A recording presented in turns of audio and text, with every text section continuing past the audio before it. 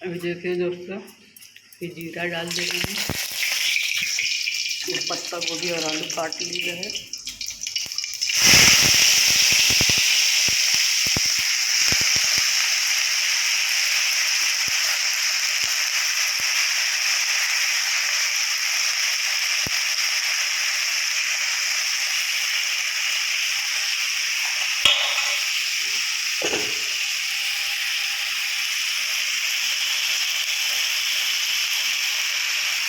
ये नमक डाल दे रहे हैं, लाल मिर्च डाल दे रहे हैं, तो हल्दी डाल दे रहे हैं दोस्तों।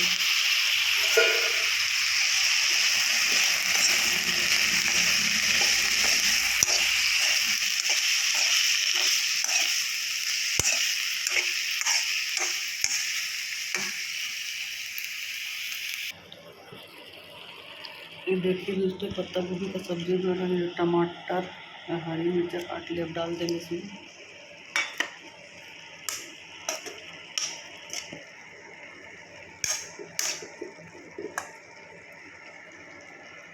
देखिए दोस्तों, पत्ता सब्जी को बनने में आ गई दोस्तों।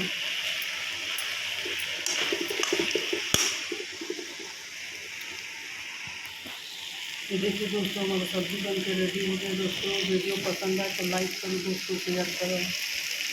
बहुत मेहनत लगता है दोस्तों को वीडियो बनाने में।